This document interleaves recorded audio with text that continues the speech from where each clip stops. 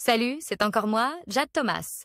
Si vous ne le savez pas encore, bienvenue sur ma chaîne YouTube dédiée aux plantes, aux potagers et aux petits jardins d'intérieur. On me conseille toujours de demander aux spectateurs de s'abonner et de liker en début de vidéo, alors voilà, je le fais. N'hésitez pas à me soutenir. Bon, je sens que je commence à trop parler. Passons directement au sujet de la vidéo d'aujourd'hui. Bonjour à tous. Aujourd'hui, je vais aborder un mythe horticole qui fait beaucoup parler de lui, arroser les plantes avec du Coca-Cola. Vous avez sûrement entendu dire que cette boisson sucrée pourrait être bénéfique pour nos amis les végétaux. Mais qu'en est-il vraiment?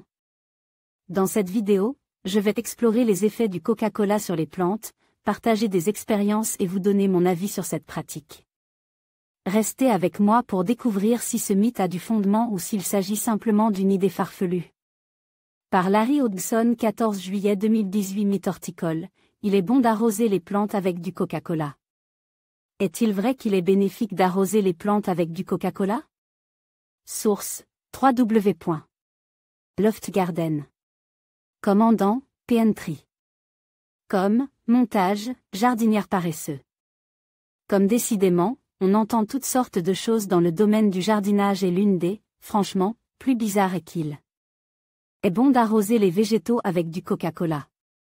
Et vous pouvez remplacer le Coca-Cola par la boisson gazeuse de votre choix dans cette déclaration, car on entend la même chose pour le Pepsi, le Sprite et autres.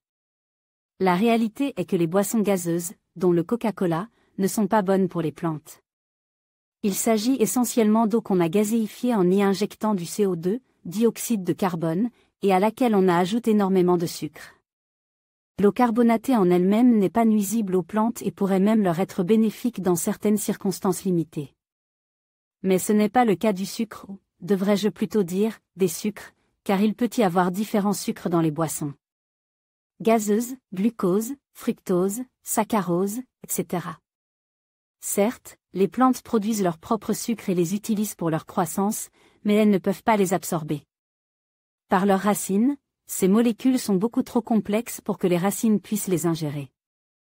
Et quand les sucres se décomposent, ils ne donnent que des éléments que les plantes peuvent facilement obtenir de l'air et de l'eau. De pluie, hydrogène, oxygène et carbone. Alors, où est le bénéfice? Côté négatif, ajouter trop de sucre au sol peut faire assécher la plante, car quand la terre contient plus de sucre que la racine, l'eau a tendance à quitter la racine afin de les diluer. Rappelez-vous ce que vous avez appris sur l'osmose à l'école.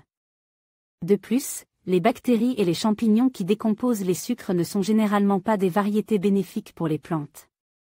Et certains deviennent nocifs, notamment en proliférant au point de bloquer la circulation d'air et d'eau. D'autres envahissent les racines et provoquent la pourriture. Donc, arroser avec des boissons gazeuses ne fait pas de bien particulier et peut éventuellement causer du tort. Je suggère juste d'arroser les plantes avec de l'eau. C'est moins cher et meilleur pour leur santé. Nos partenaires locaux. En conclusion, bien que l'idée d'arroser les plantes avec du Coca-Cola puisse sembler séduisante en raison de ses sucres et nutriments, il est essentiel de se rappeler que les plantes ont des besoins spécifiques en matière d'eau et de nutriments. Les effets à long terme de cette pratique peuvent être néfastes pour la santé des plantes.